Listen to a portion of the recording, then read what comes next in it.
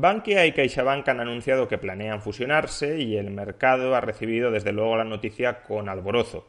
El pasado viernes las acciones de Bankia se revalorizaron un 32% y las de CaixaBank subieron un 12%. Sin embargo, que la bolsa reciba una noticia con alegría no significa necesariamente que esa noticia vaya a impactar positivamente sobre el bienestar del conjunto de los ciudadanos o sobre el funcionamiento de la economía. ¿Por qué razón? Bueno, pues porque la bolsa únicamente refleja la expectativa de que los beneficios futuros de la entidad fusionada resultante van a aumentar. Por tanto, lo que sí está diciendo la bolsa es que cree que la fusión de CaixaBank y de Bankia va a ganar más dinero que CaixaBank y Bankia por separado hasta el momento. Ahora bien, que vaya a ganar más dinero no significa que se vaya a incrementar el bienestar de los ciudadanos. En un mercado libre y competitivo es cierto que si una empresa gana mucho más dinero, normalmente es un síntoma de que está generando mucho más valor para los consumidores. Ahora bien, en un mercado oligopolizado, como es el de la banca, esto no es necesariamente cierto. Que una empresa en un mercado oligopolizado vaya a ganar más dinero puede significar tanto que va a generar más valor para los consumidores, como en el caso anterior, o que va a rapiñar mayor valor a costa de los consumidores. Por tanto, el hecho de que suban las acciones en sí mismo no es ni un argumento a favor ni un argumento en contra de la fusión. En este vídeo vamos a presentar 3 argumentos a favor y 3 argumentos en contra de esta fusión. Vamos a exponer cuáles son las potencialidades de esta unión entre Bankia y CaixaBank y también cuáles son los riesgos económicos y políticos que esta fusión implica. Empecemos por el primer argumento a favor. El sector bancario en general tiene que afrontar una profundísima transformación. El modelo de banca tradicional era un modelo de banca presencial, donde lo que contaba era tener muchísimas oficinas y muchísimos trabajadores en esas oficinas para poder captar capital de la clientela y para poder otorgar créditos a esa clientela. Por tanto, era fundamental el contacto físico entre los empleados y los clientes en la banca. Ahora mismo, sin embargo, este modelo es un modelo anquilosado y carísimo, dado que la banca está transitando y va a tener que seguir transitando hacia una versión más digital, donde la relación personal va a contar menos, al menos en una primera instancia. Muchas operaciones bancarias ya no tiene sentido hacerlas presencialmente y se hacen y se seguirán haciendo digitalmente y por tanto hay una clarísima sobrecapacidad dentro del sector. Hay demasiadas oficinas, hay demasiados trabajadores de oficina que no aportan valor porque están prestando un servicio que ahora se puede proporcionar de manera mucho más asequible e incluso con mayor comodidad y facilidad para el consumidor a través de una aplicación, ya sea en un ordenador o en un teléfono móvil. Por tanto, el sector, como digo, necesita una reestructuración. Y si hay 2 entidades que necesitan reestructuración, esas 2 entidades son especialmente CaixaBank y Bankia. Si las 2 entidades se fusionan, se convertirán en el banco español con mayor número de empleados en nuestro país. En concreto, tendrían prácticamente 52.000 trabajadores, frente a, por ejemplo, los 30.000 que tiene el BBVA o los 27.000 que tiene el Banco Santander. Pero es que además no solo serían el banco con un mayor número de trabajadores, sino también con un mayor número de oficinas. El número de oficinas superaría las 6.700 frente a las 3.200 del Santander o a las 2.700 del BBVA. Por tanto, es obvio que la entidad resultante necesitará de un fuerte ajuste tanto de plantilla como de número de oficinas para abaratar sus costes, para abaratar sus gastos y por esa vía incrementar la rentabilidad. Este sería, por consiguiente, un argumento a favor de la fusión. La fusión quizás sirva como acicate, como incentivo, para acelerar la transformación de estos 2 bancos desde bancos mucho más presenciales a bancos mucho más digitales. Y por esa vía se puede incrementar la rentabilidad de estas entidades, de estos bancos, de una forma positiva, es decir, ahorrando costes, liberando recursos, oficinas o trabajadores que pueden emplearse en otras partes de la economía para generar valor. Si una empresa genera el mismo valor que antes consumiendo menos recursos, recursos, su eficiencia ha aumentado porque permite que esos recursos que ya no utiliza pasen a otras zonas de la economía a generar otros bienes y servicios que antes no se podían generar porque estaban esos factores productivos atascados en esta más ineficiente empresa. Por tanto, repito, este es un argumento a favor. Sin embargo, este argumento a favor también tiene un reverso tenebroso, también tiene un argumento en contra, o también da pie a un argumento en contra. La unión de estas dos entidades dará lugar al mayor banco por activos en España. Y esto lo que significa es que la concentración bancaria en nuestro país va a aumentar de manera apreciable. En economía, una de las formas de medir la concentración bancaria es a través del llamado índice de Herfindahl. Cuanto mayor es el valor que toma el índice de Herfindahl, mayor es la concentración empresarial que se produce en una determinada industria y, por tanto, ceteris paribus, menor es la intensidad de la competencia dentro de esa industria. Pues bien, si calculamos el índice de Herfindahl de las 10 mayores entidades financieras de nuestro país en función del volumen de activos que manejan, que poseen en nuestro país, el índice de Herfindahl de la banca española de las 10 mayores entidades es de 1.470 a día de hoy. En realidad, si incluyéramos todo el universo de entidades que operan en nuestro país, las que son más pequeñas, el índice de Herfindahl todavía bajaría algo más. Pero bueno, este valor de 1.470 es un buen punto de partida. ¿Por qué? Pues porque se suele considerar que un índice de Herfindahl por debajo de 1.500 indica una concentración baja dentro de una industria. En cambio, cuando se perpetre la fusión entre Bankia y CaixaBank, el índice de Herfindahl superará los 1.900, el índice de Herfindahl de las 10 mayores entidades en nuestro país. Y un índice de Herfindahl de 1.900 ya indica una concentración moderada alta. Estamos ya cerca del límite que nos mostraría una concentración excesiva dentro de un mercado.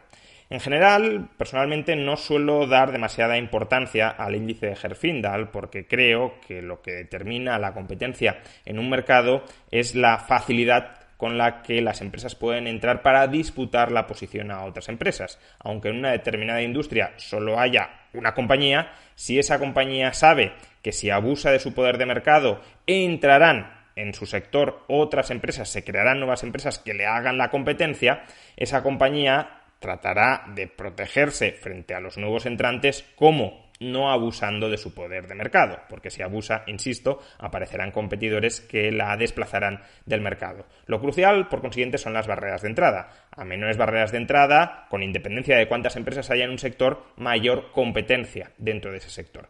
¿Qué sucede? En la banca, las barreras de entrada son altísimas. No existe, de hecho, libertad de entrada en el sector bancario. Para crear un banco te lo tiene que autorizar el poder político y el poder político es renuente a autorizar la creación de nuevos bancos. Por tanto, el sector bancario es, en toda su extensión, un oligopolio legal porque, como digo, no pueden crearse nuevas entidades o es muy complicado al menos crear nuevas entidades. Y en ese contexto, en un contexto en el que no es posible crear nuevos bancos, en el que nuevos bancos no pueden entrar al mercado para competir con aquellos que están abusando de su poder, de su posición dentro de ese mercado no competitivo, evidentemente la concentración sí es un factor importante. A mayor concentración, ceteris paribus, mayor capacidad para extorsionar al consumidor, es decir, para establecer precios monopolísticos tanto en los intereses pagados o en las comisiones cobradas a los acreedores del banco, como en los intereses cobrados, en los intereses exigidos a los deudores del banco. Como vemos, pues el mercado puede estar descontando o que Bankia y CaixaBank reducirán muy sustancialmente sus gastos a través de esta fusión, cerrando oficinas, vendiendo oficinas y ajustando su plantilla, lo cual sería una forma de ganar dinero que redundaría en mayor eficiencia dentro de la economía, o también puede estar descontando que CaixaBank y Bankia ganarán más dinero porque extorsionarán, abusarán más de su poder de mercado y, por tanto, lejos de aumentar la eficiencia, la reducirán, porque el poder de mercado se ejerce reduciendo los servicios que ofreces para así poder cobrarlos más caros. Ese es el típico comportamiento del monopolista o del oligopolista. Bien, vamos con el segundo argumento a favor. En principio, la fusión de CaixaBank y de Bankia puede terminar arrojando una entidad más solvente de lo que ambas entidades lo eran por separado. Sobre todo, si alguna de estas dos entidades tiene algún tipo de problema, algún tipo de pufo internamente y la otra está sobradamente capitalizada, puede suceder que el agujero de una de estas entidades sea absorbido por el exceso de capital que tenga la otra entidad. Por tanto, si esto es así, si hay alguna entidad que va a tener problemas de cara al futuro debido, por ejemplo, a los impagos que se van a producir a raíz de la actual crisis económica, el que ambas entidades se fusionen y el capital de la entidad sobrecapitalizada sirva para cubrir las pérdidas de la entidad infracapitalizada, redundará, ya digo, en una mayor solvencia, en una mayor solidez de este banco en el mercado y también en un ahorro de costes para el contribuyente. ¿Por qué razón? Pues porque ya sabemos que cuando un banco está en problemas se lo tiende a rescatar con dinero público. Si nos ahorramos un rescate porque las pérdidas del banco que sería rescatado van a ser cubiertas por el banco que tenga exceso de capital, pues fabuloso para los contribuyentes. Ese sería el argumento a favor. Ahora bien, de nuevo, este argumento también tiene un reverso tenebroso en forma de argumento en contra. El hecho de que estos dos bancos tan grandes, tan importantes, que van a arrojar, repito, la primera entidad en España por volumen de activos en suelo nacional, dentro de nuestra economía, el hecho de que estos dos bancos se fusionen va a generar una entidad enorme dentro de nuestro país. Y las entidades enormes ya sabemos que tienden a ser consideradas por los reguladores, por los políticos, como entidades demasiado grandes para quebrar. Dicho de otra manera, el hecho de que estas dos entidades se fusionen lo que hace es incrementar todavía más la probabilidad de que si tienen algún problema vayan a ser rescatados y también la cantidad de fondos que nuestros políticos o los políticos europeos van a estar dispuestos a inyectarles para evitar que quiebren y que generen problemas sistémicos dentro de nuestro sistema financiero. Evidentemente, que una entidad sea demasiado grande para quebrar y que como es demasiado grande para quebrar tenga que recibir apoyo forzoso del contribuyente no deja de ser un chantaje contra el contribuyente. Lo que están diciendo es: yo soy una bomba de relojería, o me desactivas o te llevo por delante cuando a mí me vengan mal dadas. Como suelo decir, si una entidad es demasiado grande para quebrar, también debería ser demasiado grande para existir. Esta puede parecer que no es una posición muy liberal, pero creo que es todo lo contrario. Una entidad que sea demasiado grande para quebrar y que medre bajo la expectativa de que si lo hace mal será rescatada por la rapiña sobre los contribuyentes, evidentemente lo que está haciendo es aprovecharse de sus privilegios, de sus conexiones y de su capacidad de chantaje sobre el conjunto de la población. Y desde luego yo no soy partidario de limitar el tamaño de las empresas per se, pero si una empresa, insisto, fundamenta su modelo de negocio en la certeza de que si vienen mal dadas tendrá que ser forzosamente rescatada por los contribuyentes, evidentemente esa entidad está medrando, está creciendo a costa de su capacidad indirecta de parasitismo sobre los contribuyentes. En todo caso, también hay que decir que tanto Bankia como CaixaBank por separado ya eran consideradas entidades demasiado grandes para quebrar. Lo vimos en el último rescate de Bankia. Por tanto, quizá por este lado no suponga demasiada diferencia, porque en cualquier caso, si hubiese quebrado CaixaBank o si hubiese quebrado Bankia, el Estado las hubiese rescatado o muy probablemente las hubiese rescatado. Pero en todo caso, lo que sí es posible es que la fusión incremente todavía más la predisposición al rescate y sobre todo, como digo, la suma de fondos que deban ser inyectados por el fisco para reflotar estas entidades. Cuanto más grande sea el banco, mayor predisposición a sobrecapitalizar a la entidad resultante. Por tanto, aquí de nuevo nos encontramos con una duda. ¿Por qué se ha revalorizado el precio de las acciones de estos dos bancos? ¿Porque el mercado estima que la entidad resultante va a ser por su cuenta más solvente y que por tanto va a resistir mejor cualquier momento de crisis o de incertidumbre que aparezca en el mercado, cualquier tensión financiera que aparezca en los mercados? ¿O porque la bolsa está descontando que esta entidad tendrá una mayor capacidad para presionar, para parasitar al conjunto de la ciudadanía a través de apoyo público, ya sea vía Tesoro o vía Banco Central? Si es lo primero, pues bienvenida la fusión. Si es lo segundo, desde luego no bienvenida la fusión. Y, en tercer lugar, argumento a favor y argumento en contra de esta fusión. Este tercer bloque, digamos que es un bloque más de tipo político. ¿Cuál es el argumento político a favor de la fusión? Bueno, como es sabido, Bankia fue rescatada en el año 2012 y desde entonces el Estado, como inyectó fondos, tiene una participación dentro de la entidad, una participación que ronda el 60% del conjunto de acciones de Bankia. Por tanto, el Estado tiene claramente una posición de control sobre Bankia. El Estado puede manejar Bankia como lo desee, la puede manejar a su antojo porque es el propietario mayoritario. Tiene, insisto, más de un 60% del control total. Por fortuna, parece que el grado de injerencia política en la gestión diaria de Bankia es bastante escaso. El Estado mantiene la participación, pero no está tutelando el comportamiento de Bankia. Sabemos que Podemos aspira a convertir a Bankia en un banco público y, por tanto, en un banco politizado que reparta el crédito en función de las directrices políticas del gobierno de turno y que, además, si tiene pérdidas, esas pérdidas vayan continuamente contra el fisco, es decir, que sus pérdidas se estén permanentemente socializadas a través del presupuesto público. Obviamente, esto sería un completo error, sería un horror, como ha explicado el gobernador del Banco de España, Pablo Hernández de Cos. Si los políticos tienen algún interés concreto en potenciar, en subsidiar, en subvencionar algún tipo de industria, por el motivo que sea, lo que tendrían que hacer es subsidiarla, subvencionarla a través del presupuesto, pero no crear un banco público para que le dé crédito barato a una determinada industria y que después, si tiene pérdidas, esos créditos no se devuelvan y esas pérdidas del banco por haber dado créditos que no se devuelven sean cubiertas por el presupuesto. Todo esto lo que hace es contaminar la gestión de lo que es un banco. Si el gobierno, insisto, quiere potenciar alguna industria a través de las políticas públicas, para eso tiene, repito, el presupuesto. No habría que convertir un banco en aquello que no debe ser para perseguir objetivos, ambiciones políticas que tienen un canal más sencillo como es el de los presupuestos.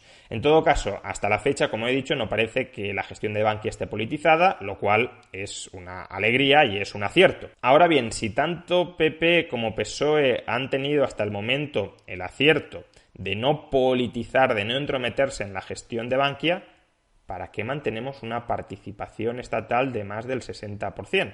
¿Por qué no liquidamos esa participación? Europa nos está requiriendo desde hace años que privaticemos Bankia, que no mantengamos al Estado como titular de Bankia. No hay ningún motivo para que el Estado esté invertido en Bankia. Si los ciudadanos quieren invertir en Bankia, que inviertan con su dinero, pero que el Estado no nos quite impuestos para invertir en Bankia. Yo no quiero ser accionista de Bankia, por tanto, que liquide su participación en Bankia y si alguien, algún español, quiere serlo, pues con los impuestos que no le cobren, que adquiera acciones de Bankia. Además, el hecho de seguir teniendo una participación del 60% nos sigue exponiendo al riesgo continuado de que en algún momento cambien las tornas políticas y entonces sí se politice Bankia y se lo convierta en un instrumento de las ambiciones y de los caprichos y de los sesgos y de los intereses políticos particulares. Sin embargo, políticamente liquidar la participación que el Estado tiene en Bankia es una operación muy complicada por dos motivos. El primero, porque supondría realizar pérdidas millonarias tras el rescate de Bankia.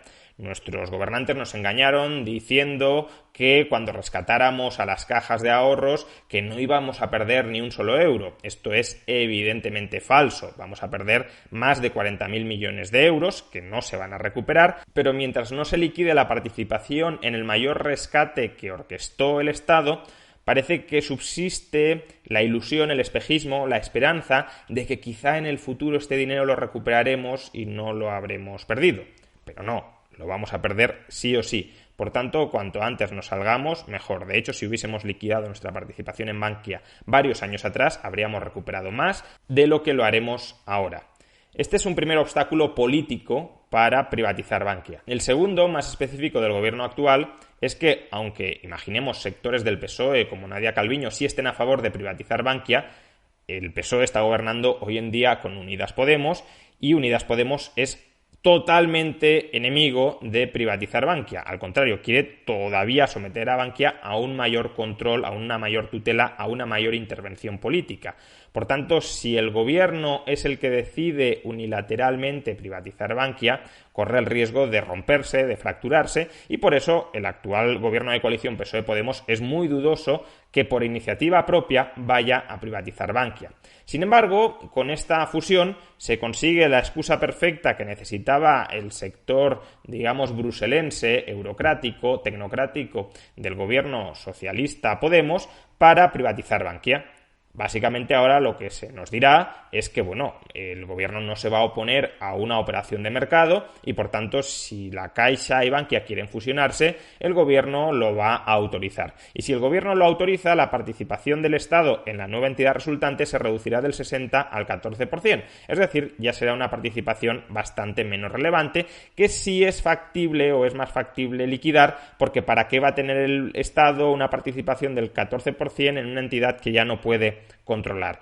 Por tanto, el argumento político a favor de permitir, de ver con buenos ojos esta fusión, es que se permite completar el proceso de privatización de Bankia, que es algo que PSOE y Podemos, por distintas razones, han ido retrasando durante años sin ningún tipo de justificación. Sin embargo, este argumento también tiene un contrapunto, también tiene un punto negativo que conviene resaltar. Hasta el momento, Podemos como que había aparcado su reivindicación de la banca pública porque era un avispero que prefería no remover. Sabía que el PSOE se iba a oponer a convertir a Bankia en un banco público y, por tanto, ¿para qué dar una batalla ante la opinión pública que sabían que iban a perder y que solo iba a desgastar a ambas formaciones políticas? Sin embargo, si Bankia se privatiza a través de la fusión con CaixaBank, eso supondrá de entrada una clara derrota para Podemos. Supondrá ante la opinión pública una humillación frente a sus planteamientos programáticos. Por lo tanto, es muy probable que Podemos, para no verse empujado a tensionar la coalición de gobierno después de este claro desplante, exija algún tipo de contrapartida. ¿Y cuál puede ser esta contrapartida? Pues según empiezan a sugerir algunos medios de comunicación, la contrapartida podría ser un mayor control sobre el ICO, es decir, tratar de canalizar la famosa banca pública que Podemos lleva en su programa a través del Instituto de Crédito Oficial. Se trataría de politizar todavía más el ICO, de darle mayor participación a Podemos en el ICO y, por tanto, de que a través del ICO Podemos pueda repartir caprichosa, arbitraria, sesgadamente el crédito en función de sus intereses. Por tanto, este es un punto en contra. Si por el hecho de haber removido el avispero de la fusión y de la privatización de Bankia, Podemos tiene ahora, para no quedar más desacreditado frente a la opinión pública, tiene ahora que librar una batalla con el PSOE para conseguir algún trofeo y el PSOE, para que no se vea tensionada su coalición de gobierno, está dispuesta a darle algún premio, por ejemplo, en forma de un mayor control del ICO, entonces mejor habría sido quedarnos como estábamos, es decir, con una participación del Estado en Bankia donde el Estado no metía el cazo y, por tanto, donde no había una politización del crédito. Ahora esa politización del crédito quizá comience a darse de manera mucho más exagerada a través del ICO. En definitiva, hay argumentos a favor y argumentos en contra de la fusión entre Bankia y de la fusión entre CaixaBank. En general, prefiero no dar opiniones ni muy a favor ni muy en contra de las fusiones entre empresas porque forma parte de su estrategia empresarial y nadie mejor que los propios empresarios para saber si la fusión o la adquisición tiene potencialidad de generador de valor o no. Sin embargo, en un caso como el actual, nos encontramos en un mercado oligopolizado y además uno de los agentes que participa en esta fusión es un agente que ha sido rescatado por el sector público, es decir, por los contribuyentes, y donde el Estado todavía tiene una porción de control sobre la misma. Creo que sí es pertinente analizar la fusión desde la perspectiva de puntos a favor y puntos en contra, porque no es ni mucho menos evidente que un liberal tenga per se que apoyar esta fusión, que va a incrementar la concentración bancaria, que va a suponer un mayor chantaje sobre el conjunto de la ciudadanía en forma de un banco todavía más grande como para quebrar y que además puede desatar una serie de dinámicas políticas muy poco convenientes. Por supuesto, también hay argumentos a favor, como la mayor posible eficiencia interna de estas entidades, como la posibilidad de que refuercen su solvencia y como, en última instancia, acicate a que los políticos españoles hagan algo que tendrían que haber hecho hace mucho, pero que no se habían atrevido a hacer, que es privatizar Bankia. Pero como poco, creo que los argumentos a favor y los argumentos en contra se hallan más o menos en equilibrio en la balanza. El saldo positivo de esta fusión para el conjunto de los ciudadanos es, cuando menos, incierto.